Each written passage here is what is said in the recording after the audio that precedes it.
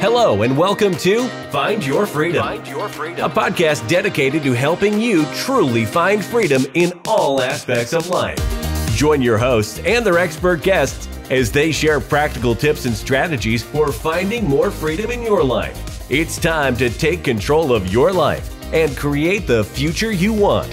Let's find your freedom. Here are your hosts, Lenny the Boss and Omid Rad Investor. All right, boom, boom, boom. Check it out. Super excited about this episode. But before we jump into announcing who we have for you guys and ladies today, Amina and I, we sit back and we say, man, what can we do to sit here and help more people outside of our educational platform? So we put together a Find Your Freedom Kit. That's right, a Find Your Freedom Kit. So easily downloadable. Go to REI.com/freedom kit. Once again, find your freedom. REI.com/freedom kit. Now, this guest, right, which is a friend of mine, known this guy for a few years, super awesome, man. He got his own podcast providing to the Latino community. He's into flipping, he's into buying, 50-unit doors. And listen, I don't even want to tell his story because, the mindset, a family man and a person who you want to go get a sandwich with and a drink with at any given time, man, because he can just talk about any and everything. With that being said, my brother, we got my guy, which is going to be your guy, Martin, in the building. What's up, my brother? What's up, brother? That was an amazing intro, man. I could never do one like that, man. But good. Thank you, bro. Thank you, man. Thank you guys for having me. Amit, Lenny. Appreciate you guys, man. Thank you for allowing me to be your guest here and share with your audience. And hopefully they'll get some value. I'm gonna give it everything I got. Fantastic. So before we jump into, some cool stuff, let's just give the listeners a background of who you are. Outstanding, man. So I'm going to go back to the beginning a little bit just because I like to give the listener some context, right? And so my mother came here with me. I was made in Dominican Republic, but I was born in New York City, all right? My mother came here pregnant with me in 1978. This was when she first came to this country, and we were poor, man. I share this story because it is just to exemplify what poverty means. And I want your listeners to think about this for a minute. I want you guys to think about this for a minute. If you've ever seen those kids on those channels, those third world countries, those kids are running around with no running water, no shoes, no shirt. Literally, that was me. No shoes, no shirt, Dominican Republic, in my underwear, running around. We didn't have any running water. We literally, and I sound like an old guy saying this stuff. Like, I think about it now, it's like tough. It sounds like those old guys used to walk a mile going uphill, right, to go to school. But, we literally didn't have any running water in the house. So we had to wake up. I remember waking up with my grandma at 2, 3 years old, carrying those 1-gallon jugs, half a block away, to have water to brush our teeth and shower and flush the toilet for the day. And when it rained, we were so poor that when it rained, guys, our roof was made of tin. And in the Caribbean, it's very popular. Poor people have roofs their roofs are tin.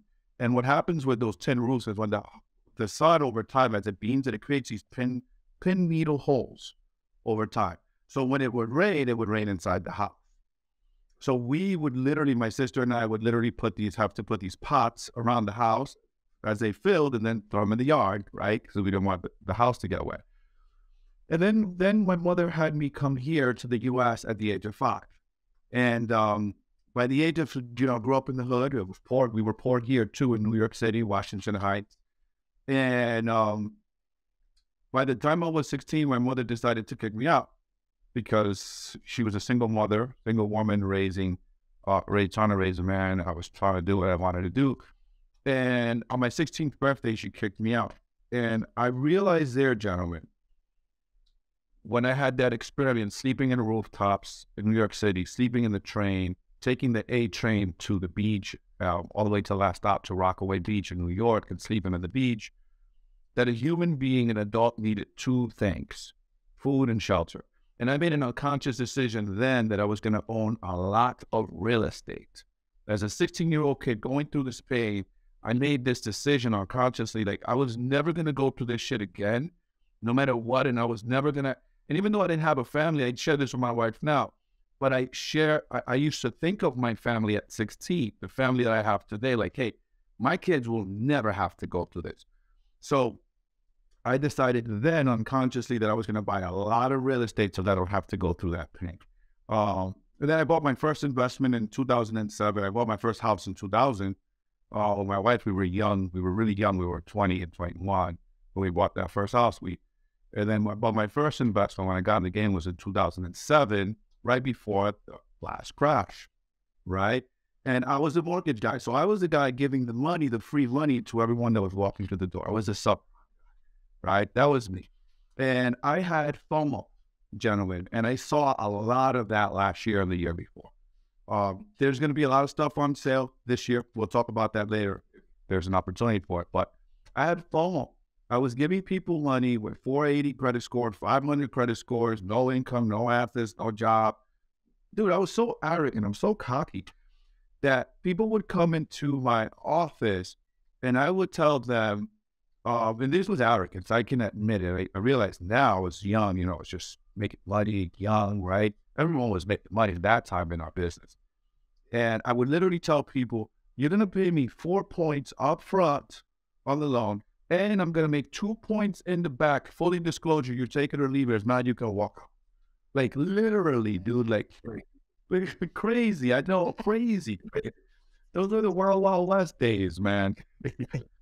And so anyways, I bought my first property, didn't know what I was doing, man. I was playing Mr. Landlord. I didn't know how to run the numbers, but I was really good at the finance because I was a mortgage guy. So I bought this property for $275,000, this duplex. I had college kids in there.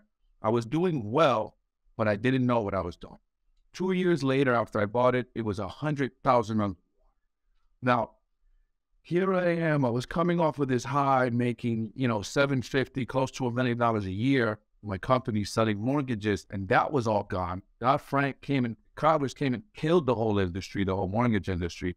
I had this property. I knew nothing on the numbers. I was making money, but I didn't have a strong financial IQ. So everything that was coming in, guess what? I was eating it. I wasn't putting money aside for vacancy, maintenance, repairs, right? And long story short, man, I got out of real estate. That property burned down.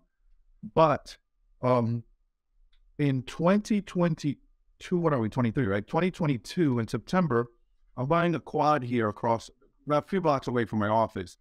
And the appraiser's here in my office, right, gentlemen? And I'm like, hey, Jeff, what are you bringing in, like, this quad I'm buying, right? He was like, I don't know, but he hands me over this manila envelope, and it's got a bunch of comps. He was like, well, here's the comps I'm going to use.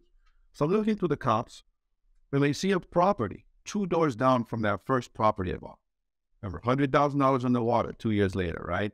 Property burned down, by the way. I got saved by property burned down by the kids. College kids burned the property down.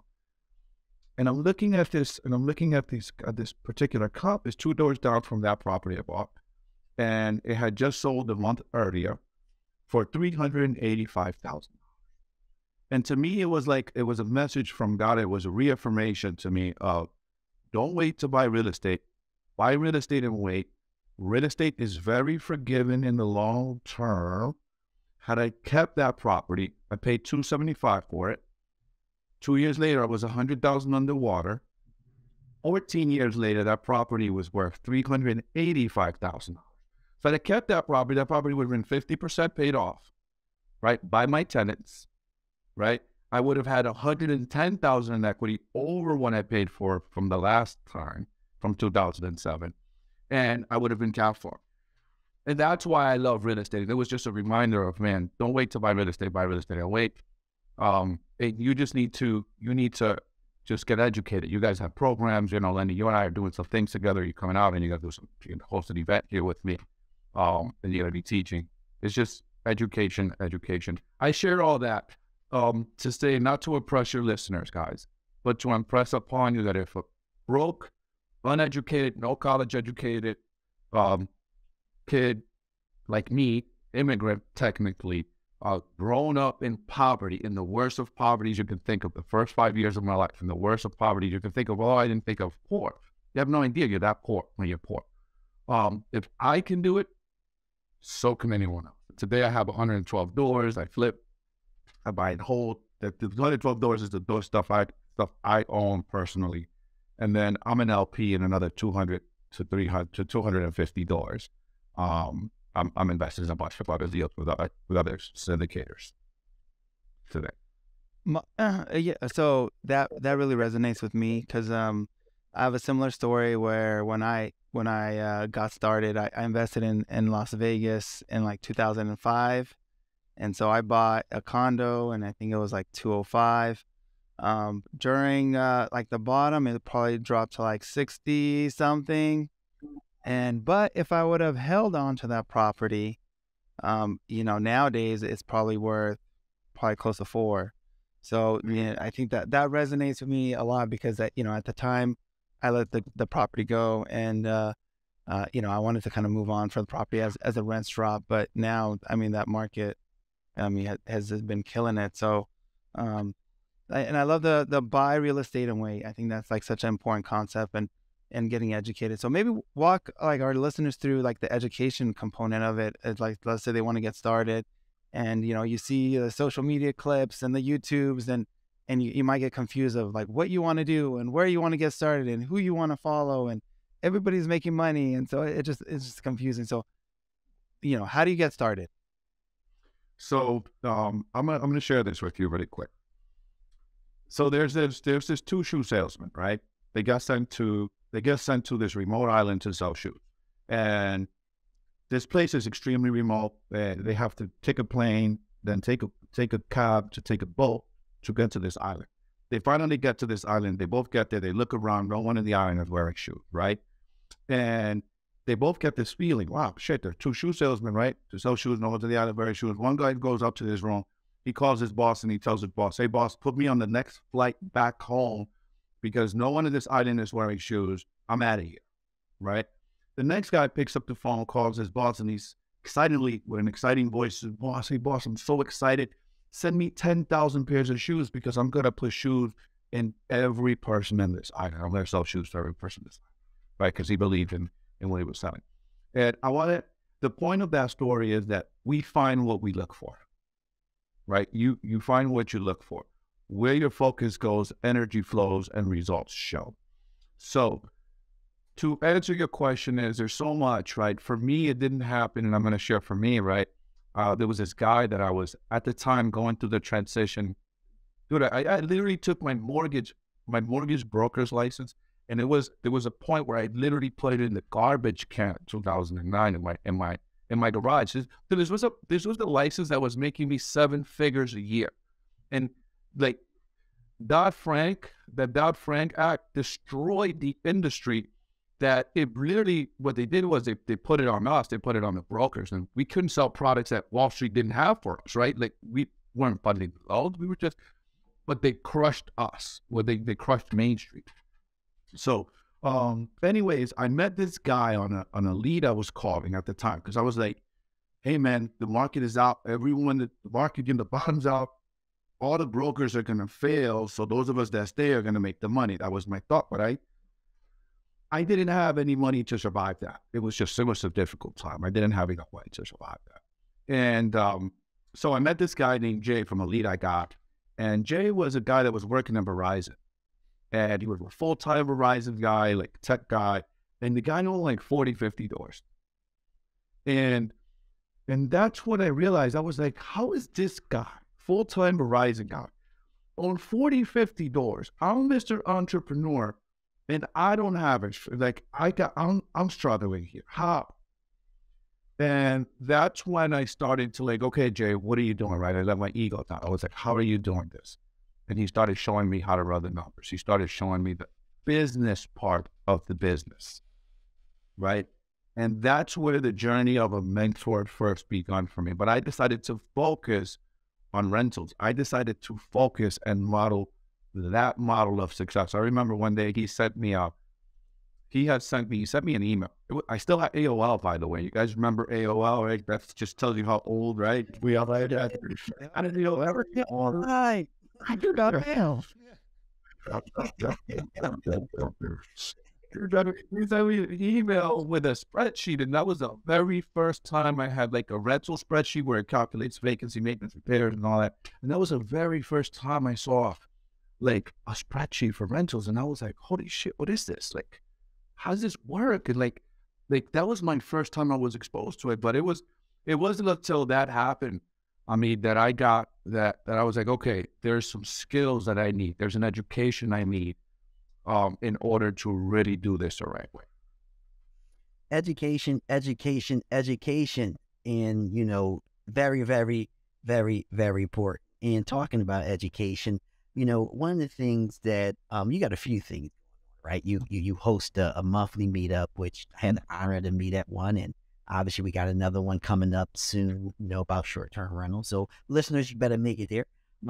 Two, you know, you do this weekly a market update, right? You know, where you tell everybody like why, like Martin, you know, when I talk to you, you know, you're vested in so many deals. You're getting deals thrown to you that you're rejecting them. You're passing them off to your friends, right? You know, like literally, before this meet, literally got 2 deals before this talk. So, like, why are you just not focusing on taking those deals down, but you're focusing on, you know, educating more people? Well, I do both, right? It's not that I don't take those deals down. I do take those deals down, but I do both. I believe, like, look, and maybe your listeners can relate to this, right? When 2008 happened, and I had this grand big office, I had this beautiful office, this great space. We lost a bunch of people because no one was making money. I went to a smaller space, and then from there I went to a smaller space, like literally just a room. And then from there I went back home to my basement because I couldn't even afford to pay $350 a month. That's how bad business got. And I remember sitting in that little room, literally, Lenny, sitting in that little room, praying to God, like, I don't know what I don't know. Like, God, I don't want anyone to give it anything to me.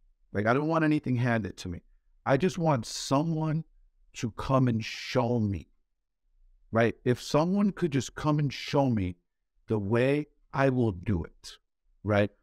So I remember those days, brother. I remember them when I was 16, sleeping in the trains, broke.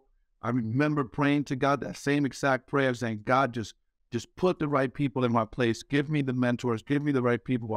I just need someone to show me. I don't want nothing handed to me. I can work. And so today I want to be that for that version of me that was that years ago, right? And that's why I do it. I do it because the purpose of my life is to empower others, right? Again, usually I teach people, like, look, your lever is pain. Pain usually, if you think about change that you've had in your life, positive change in your life, it has usually come from pain, right? Pain. Hey, you went through maybe someone's been through a nasty divorce and they learned some things, or they learned some things what not to do, certain things to do, right? Hey, I went through this difficult time, right, in my life where I'm sleeping in trains, man. I don't ever want to go through that again, so I'm going to change my behavior, right? Something that caused real pain in your life, right, that caused you to grow. When you look back at it, you realize how important that particular situation and that pain, how important that was in your growth, in your journey. And so for me, that pain, I want to be that person for that version of me, right? I want to be the guy that gives back. I want to be, hey man, you want an opportunity. I know what it's like to be poor. I know what it's like to be broke. I know what it's like to wonder, where the hell am I? How am I going to pay my mortgage next month when I'm on a commission job?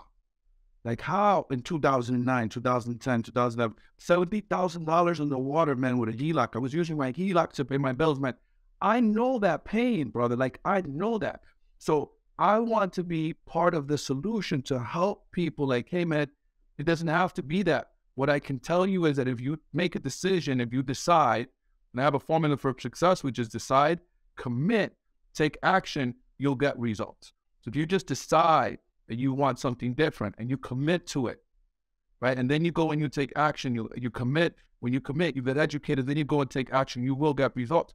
So if you just decide that you're tired of being broke, or you're tired of your current situation, and real estate, you know, it's a beautiful thing. Real estate is what allows a poor kid like me to be financially free, man.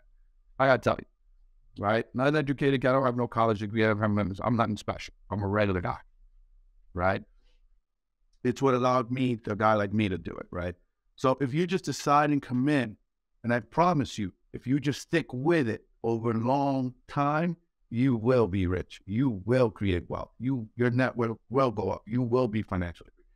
But you got to commit to that process. If it's going to take you 3 years, 5 years, you got to be so committed that you don't care how long it takes as long as you got there. And that was a commitment I made. I didn't care how long it took. I was going to crawl, scratch.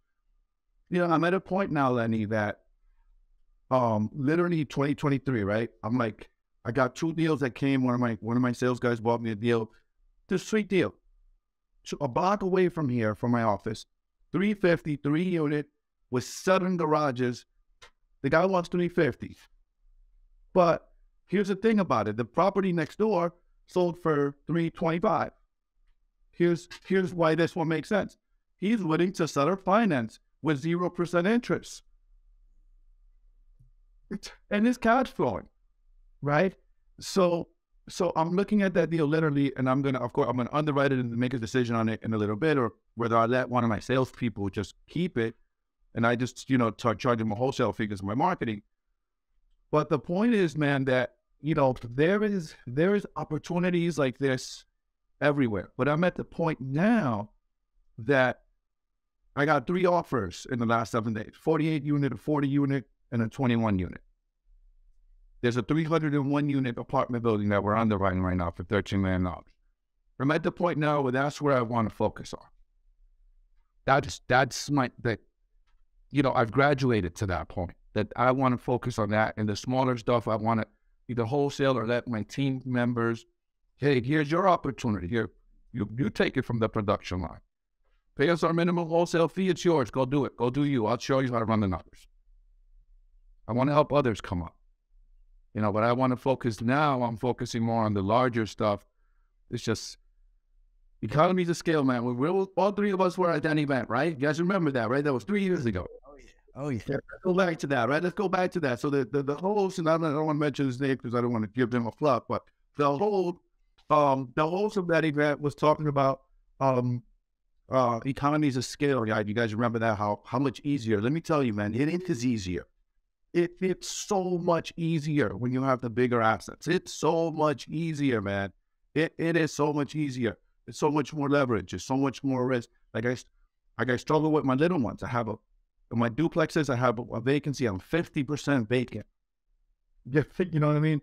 2 people at the same time, 100% vacant. It's like my 57 unit, I have 1 person leaves. Yeah, it hurts a little bit, but we'll live, right? We'll move on. We're making money with the cash flow.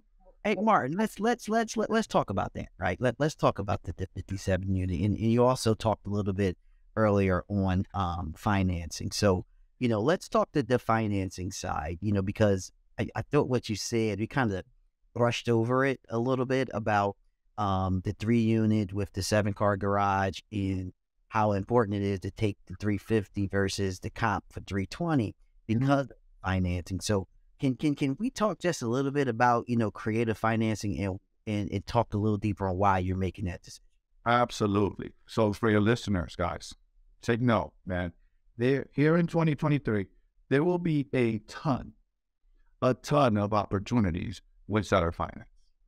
Did you know that I think 38% of houses in the United States are mortgage-free or debt-free? So crazy number like that are mortgage-free.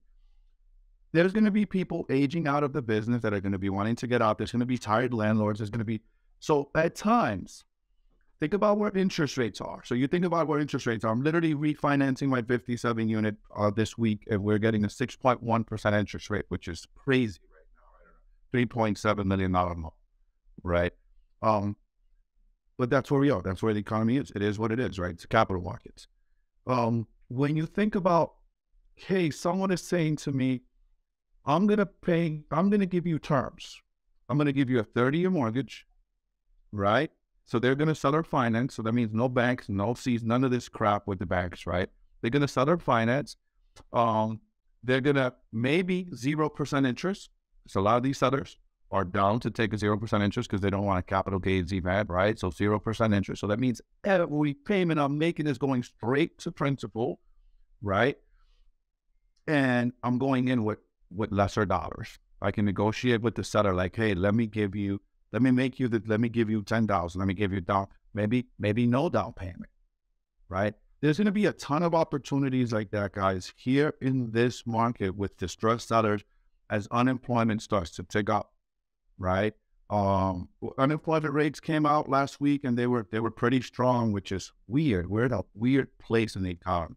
But as unemployment starts to tick up, as foreclosures start to hit the market, as the days on the market, by the way, the days in the market, you talk about my weekly update, I monitor that stuff every week, right? The days in the market are creeping up. We're up to 70, I think 47 days. I know my market here, we're up to like 70 days right now. It's longer than that. I got a property on the market for 8 weeks now. No bites, right? And it's up 200,000. Okay, just the buyers are not out right now. Well, so as the days in the market continue to stay, right, and these properties start to age on the market, what's going to happen is the sellers become more motivated. So they become more open to terms. I gotta tell you right now, I'm selling one of my properties, and they're getting a DSCR loan. It's 8.5%. So if I can get a seller to hold that same paper for 4%, 3%, how much more capital am I getting and weather the storm? Right? So seller finance is a powerful tool. It's a powerful tool to have in your toolbox if you can design it correctly in your favor, especially to weather the storm that we're in. Because we're in the storm. Right? We're in the storm. I believe we're in a housing recession. The data tells me so. Right? We may not be in a recession overall, but we're definitely in a housing recession. K&B home builders, 68%. Dude, 68% cancellation rate. You understand what that means? 68% of cancellation. People walked away from their down payments. That's the fourth largest home builder in the country. So think about that. 68% of cancellation rate for new builds. So now you add the inventory that's already on the market and a declining market. And now you have that inventory coming into the market, baby. Right? More competition into the market. What is that going to do? That's going to continue to force prices downward on the single. Overall, we're starting to see even deals in the multifamily. And as you both know, multifamily, the cap rates had been compressed for a long. It was hard to pencil in at deals. We're starting to see deals now. I'm like, holy crap! Like, this is a deal. Like, we can make that work. We can make that work. Like we're starting to see deals now. Right, so there's going to be a lot of opportunities. There's already stuff on sale, but when you're watching the data, like I just mentioned to you, 68%, man, what do you think that's going to do to the market? That's going to flood the market with new inventory, really new inventory. Hey, listen, I mean, look, as an investor, that's a gold, waiting to happen. As a individual, and for the listeners, for those that are looking to get into real estate, this is a good time because here is where you get rich, okay? Is when the market is not so good. I call it a wave. The real estate comes in waves. So you want to be on the bottom part of the wave. So when it comes back up, that's where you go and get capitalized on. So let's switch hats for a little bit because you're much bigger than just an investor, right? You're big on family, right? And so tell us a little bit on, you run a successful business and obviously, you're big on family. How do you balance that out? That's a really good question, man. For many years, I didn't know how to balance that out. As achievers, both of you are obviously, right? Achievers and men, right? it's very challenging to balance that, man. For me, I found that very difficult to balance because I'm just so focused on winning and going after my goals with the intent of it being for my family so we can have freedom, and it's freedom of our time, right? And I struggled with it for many years, man, Lenny. I've been married. I will be married 21 years next month here with my wife, 26 years. And for many years, dude, thank you, I struggled with it. And my wife would bitch about it. She still bitches about it every once in a while because it's just my nature, like just to go, right? And sometimes she's got to pull my coattail, and but I've gotten so much better with it. But it wasn't until I started attending personal development and I really started to work on myself when it started getting better for me. I'm a big Tony Robbins fan, and I had attended I've been through all the Tonys through Master University, right? So I've been all the Tony stuff. And I got a thing from Tony there. It's called the RPM, in one of his CDs, and it's Results, Purpose, and Massive Action. And it's about setting intention every week. And every week, one of the things I do is every Sunday, I spend about 2 hours every Sunday literally setting intentions. I use my RPM, and now I have this book. I literally have it here. Look, ironically, it's called the Elite Journal. I would look it up, and I'll share some of the things that it has here. And every Sunday, I sit with this journal, and I write my yearly, my 25-year goal, right? Every Sunday, I write that, and then my yearly goal, and what are the things I need to do this week to get closer to my yearly goal. So it really keeps me focused. Remember what I said earlier, where your focus goes, energy flows and results show. But when you're filling out this book, because this book is done quarterly, right? When you're filling this out, you're working on a quarterly basis for your goal. And it does the 5 F's: family, finances, your business. It just, you have to be focused. It forces you to write something for all the F's, right? And so, for instance, here we go. You got faith, family, finances, fitness, friends, fulfillment, freedom, and fun. So every Sunday I have to write, what am I doing this week in each one of those areas? And then write an activity that I'm doing every week to hit one of those areas. And one of those things, man, for me, I've gotten a lot better, is that at the beginning of this journal, and again, I'm showing you tools, but your listeners can get a picture for it. If you look here, this is quarterly. This is January, right? So you fill it in, and then I put the things that I want to accomplish that month. And I put my notes here, what I actually did accomplish. But I'm very strategic in my rocks. So you have rocks, my goals, my 6 areas of goals, and then like milestones, things that I need to reach. Like, for instance, for my marriage, spending dedicated focused time with my wife. That's extremely important for her. Extremely important for her. Her primary love language is time. So this has allowed me to be extremely intentional in all areas, right? So by 1/15, right? Because it breaks it down into 2 parts of the month. So it's for the quarter. By 1/15, I have here, take one date night with my plan and take my wife, my other trip, plan my next quarterly trip, and take my wife on a date by 1/15. By 1:31, book the trip, make reservations, and take her on another date. Right? So I'm constantly moving that forward. I'm spending time with her. I'm being intentional. This, I found, has been extremely helpful for me, reaching my goals faster, just keeping me focused, because remember what I said, where your focus goes, your energy flows and results show. And this is just one of the tools. I know I kind of went on that a little bit, but that's one of the tools, man. Again, my weight, right? My health, right? So one of the things that we talked about this when we had lunch the other day, like I'm running a half a marathon. So what I did was I created a big goal for me, right? I created a big goal for me. I want to run a half a marathon in 2023. But the side effects of that is going to be that I'm going to get to my ideal weight along the journey. But I'm focusing on the big goal of the marathon, because I know that if I'm going to run this marathon by May, June, I better be running 3-4 miles every day on that treadmill.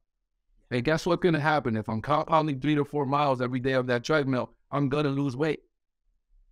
So Martin, I want to interrupt you on that, because I think I love the concept of being intentional and how there's different categories in your life and being intentional within those categories. Um, I think the thing that I struggle with sometimes is figuring out, all right, which category am I going to put some energy into? And I always feel like there's a category that I kind of set aside. So like for somebody that's ambitious, it's like the career is like, I'm killing it. And, or the, the fitness, cause I want to be in shape, I'm killing it. And then, but then like, let's say like the relationship one, like sometimes that falls short. So how do you figure out like which one you're prioritizing and or like time blocking to kind of hit the categories, to like, I guess, whatever satisfaction that you're attempting to achieve? So every Sunday, right? So the other part to this, or every Sunday when you get focused and intentional, hey, I'm setting intention. This is what I want for this week. I want to fill this vacancies. So it's also just focus, right? Because you're activating your ROS, your reticular activating system, right? So you're activating your ROS from saying, hey, I want to fill this vacancy, I have this vacancy, I want to get this in the contract. And these are things that you don't necessarily do, but other people, but you're setting intention, right? But the other part to this is that every morning after I meditate and I pray, before I go work out, I open up this journal. And here's day 2, right? Because Sunday's day 1. And if you see day 2, the first thing that it does is write 3 things I'm grateful for. So this morning I wrote, I'm grateful for my discipline. That's what came to my mind, right? I'm grateful for my grit. I'm grateful for my leadership, right? And then my top 3 goals for the year. Boom. I'm writing them every day because where your focus goes, energy flows, results show. Top 3 goals, right? Hey, the NOI number, my weight number, run a half a marathon. So that's keeping me focused, man. I better get down there and freaking get on my treadmill. There's no excuses if that's the first thing I'm writing every morning, right? Make my wife feel special every day. I know that's important. That's important to me. My marriage is important, right? So I'm activating my RAS, like, hey, start looking for these things, right? And then right from there is, what are the top 3 things I need to do today to get me closer there, right? So, again, the focus, you're asking yourself the right questions. So this book allows me to ask myself the right questions. Hey, top 3 priorities. I got to call an investor because I'm going to get an offer accepted on one of these offers I put out. So I need to raise more capital, right? I got an investor I have to call that I was supposed to meet with a week ago. I put an offer this morning, another offer. Like, these are things that really move the needle, right? I could sit here and say, hey, I got to call my banker to talk about interest rates, but does that really move the needle? Or does making an offer really move the needle? What's that thing that's going to give me the most lever? Right? What's that thing that's going to give me the most lever? Hey, doing all of those things that give me the most lever, that push my goals the fastest, and then say, nah, and I'm going to dip out of here at 4:30 and go home and hang with my wife. Right? Because to give her what she needs. And maybe if she'll be happy today, I'll come home with ice cream and then just bring her flowers and we just hang out and watch TV or something. Boom. Listen, right there is where it's at. And, I resonate with that as well because, one of the things that I did with Finding My Freedom is my wife and I do something called pop-up lunches. And, so we have the ability to sit there and text one another and say, hey, let's meet here. And honestly, man, I've been with my wife for over 16, 17 years now. And man, it's like I'm dating, a new girl, finding out new things during the day, and it's just providing that much value, to the life. And it also helping out with obviously the key question, of that balance, So let's just change hats just a little bit here. I'm just looking at my notes here and, you talk about, the units, and you talk about, flipping, you talk about, a few other things. So I guess when it comes to, the escalation, because where you start, where you start, where you begin, you don't end up, right? Like one of the things I appreciate with you is you teach everyone about the good and the bad. So I guess quickly, can you give us like a 2-minute story on something that happened that you felt that was bad in real estate, right? That you was able to get through and overcome? Well, the one I shared earlier, the 275 purchase price underwater 100,000 underwater, and then 14 years later, that same property is worth 375. But I'll share a recent one that just happened not too long ago. I bought 11 units last year, and in one of those units, and I actually have this on YouTube, so if your listeners want to go check that out, you can see the video because I literally recorded it. I bought it not on without an 8 unit and a 3. That's 11, right? Yep, 8 and 3. I bought an 8 unit and a 3 unit. From the seller of this 3 unit, we had a family living in the second floor, and she seemed like she was a drug addict. There was definitely drug issues, right? I grew up in the hood, so I know, I identify. And, strategically, there was 2 vacancies. There was 1 vacancy. I had to evict the other 2. They weren't paying. They were just bad tenants. And I go there one day and they said, listen, you got to pay your rent. You got to do your part.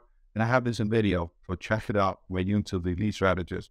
And she starts to cry and do all of this stuff. And I said, look, it's really simple.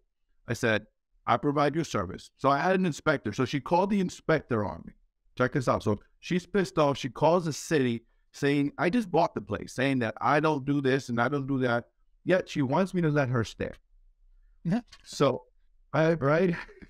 So I go there with the inspector. She's like, I'm like, well, I didn't know about any of this stuff. I just bought it. So you could have them come all you want. It's all good, but it's not going to change anything. I just bought it. Like I need time to we can get my grips here.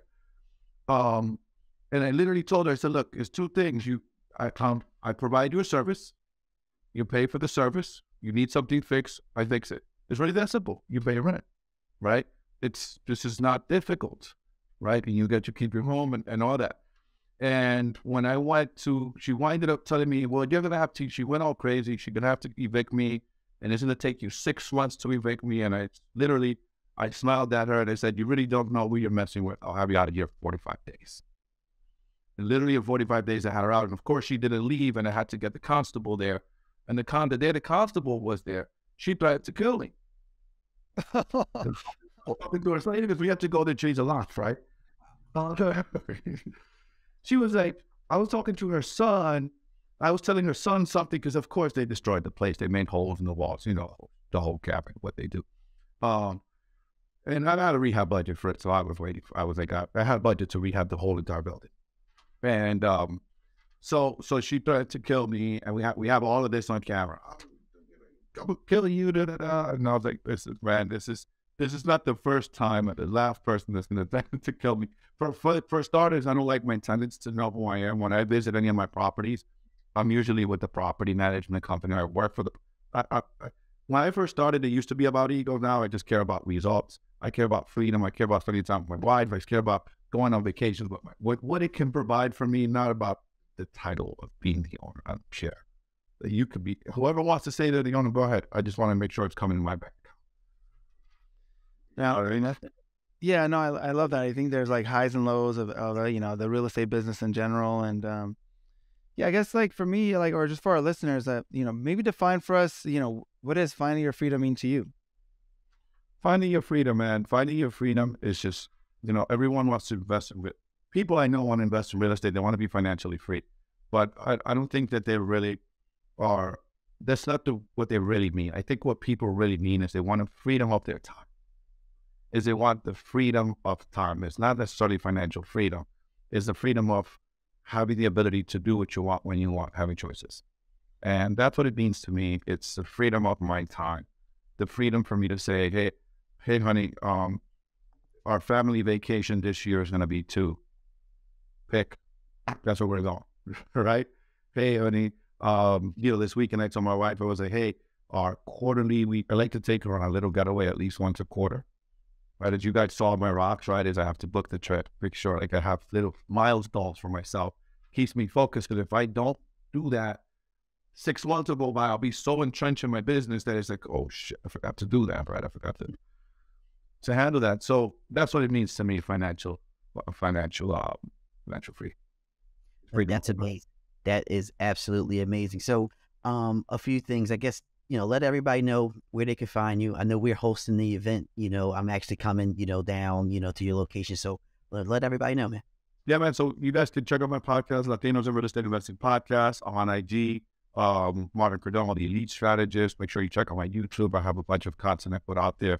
I put out a weekly market update in under 1 minute. I put that out for guys like us, right? We don't have a lot of time. We want to consume the content. We want to get it quickly. Boom, boom, boom. We're in and out. So you can check out my podcast for that. You can check out, I have that on YouTube, and I put it out. My team puts it out every week on my IG, and you can follow me on all social media platforms. The Strategist on Facebook. I'm all over the place. So, and if any of your listeners are looking to get above average returns while they're investing in real estate, make sure you reach out to me, hit me up, and we can talk about future deals. We got some really good stuff, man. Really, really good stuff happening here in the near future. We just increased the last one we did. We are about to refi. I told you guys we increased the value. We just got the appraisal. We bought that for 3.2, and it appraised at 5.7. Whoa! In a year, man. $2.5 million in equity. So we're excited. We're going to give our investors 100% of their money back, their initial investment in the year, in 12 months. I'm not setting those expectations for all of my deals, but those